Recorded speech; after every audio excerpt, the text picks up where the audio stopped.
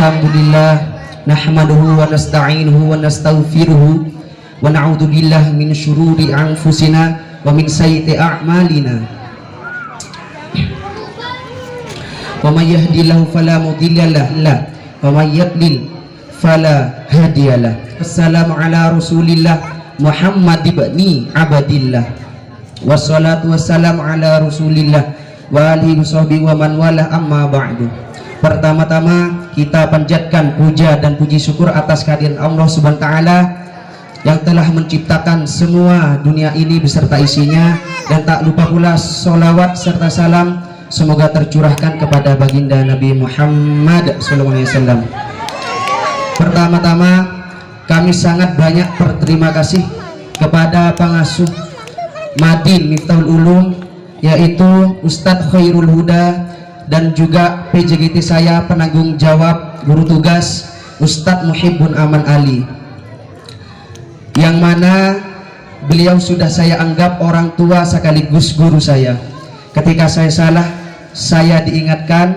Ketika saya tidak sesuai dengan aturan, kami diingatkan.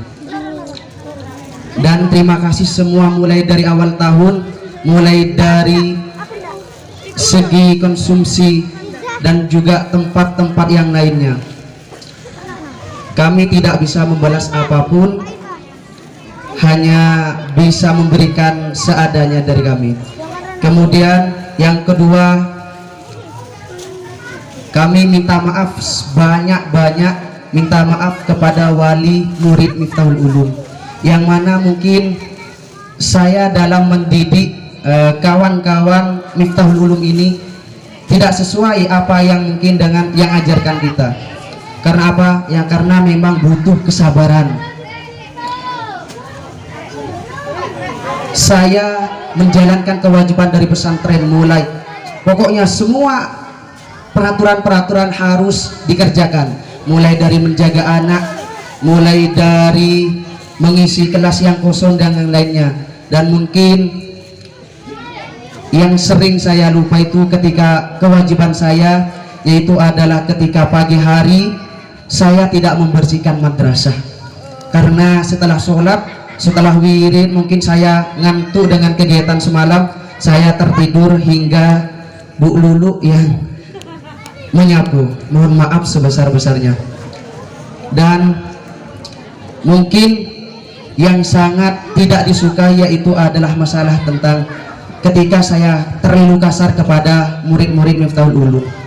Karena apa? Ya karena memang saya bukan orang yang maksum, bukan nabi. Sabar itu ada batasnya. Karena apa? Karena ketika kegiatan contoh seperti burdah ketika malam hari, saya mimpin burdah, sedangkan yang lain, yang perempuan ada yang arisan, yang laki-laki ada yang yopo game dan yang lainnya. Saya kemudian mau minta bantu kepada guru yang lain. Kepada Rozak saya inbox, Zak bantu aku Zak. Kenapa? Karena tidak bisa kalau dikerjakan satu orang itu. Maka saya minta Rozak, cukup 3 kata, kelmak tapi kelmak keli. Apa? Yaitu gak apa-apa, biar awal tahun lebih baik. Yaitu 3 katanya apa? Kok iso wegah peyan. Nah itu kelmak keli tapi locok.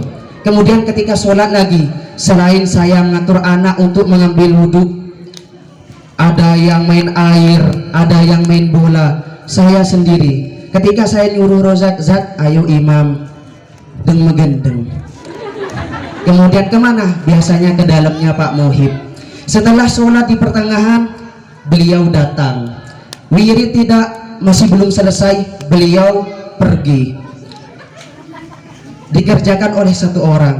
Bagaimana kesabaran akan terus sabar. Jadi mohon maaf sebesar-besarnya ketika saya tidak sesuai dengan perilaku saya. Ada makalah dari ulama. Bagaimana itu? La tahzan ala syibyani induribu ad-darbu yafna wa yabqal ilmu wal adabu. Jangan bersedih ketika anak-anak itu dipukul. Karena apa? Memang pukulan itu akan menyakitkan. tapi ketika dipukul anak itu akan mendapatkan ilmu dan tata krama.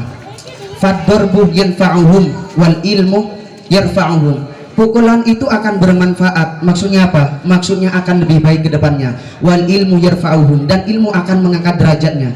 Tergantung derajatnya, bisa anak itu mengangkat derajatnya orang tuanya yang awalnya hanya petani, disebabkan dia mempunyai ilmu, maka dia jadi kiai, orang tuanya juga menjadi mulia. Laulal mukhafatu maka maqra'u wala katabu. Seandainya anak-anak itu tidak akan ditakut-takuti, maka anak-anak itu tidak akan bisa membaca dan menulis. Walaulal mukhafatu kanan nasu kulluhum syibhal jumadi fala ilmah wala adaba. Seandainya anak-anak itu tidak ditakut-takuti, maka niscaya anak-anak itu tak ubahnya seperti barang yang mati. Maksudnya bagaimana? Fala ilmah wala adaba, tidak punya ilmu, tidak punya adab. Jadi percuma kalau seandainya memang disekolahkan tapi tidak punya adab dan tidak punya ilmu. Dan terima kasih terutama kepada orang tua kelas 5 yang mungkin kelas 5 banyak kegiatan, mulai dari burdah, ngaji pagi, al-miftah. Tak lain itu manfaatnya tidak kembali kepada saya, kembali kepada anaknya. Seperti ngaji maurib, saya wajibkan anak laki-laki untuk ngaji di madrasah. Karena apa? Karena banyak anak-anak yang awalnya sekolah di musola, di masjid berhenti. Saya tanyakan, apa okon kau leren? Guru nih ganti. Loh, kok guru nih ganti? Malah leren. Nak alim kon. Maka saya wajibkan. Kemana kamu tidak ngaji? Tahlilan pak. Nah oleh berkat. Saya gitu kan. Saya marahi.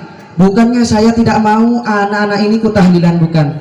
Tapi saya marahi, awakmu iku kewajiban ngaji, sing kewajiban tahlil yang bagian dewasa.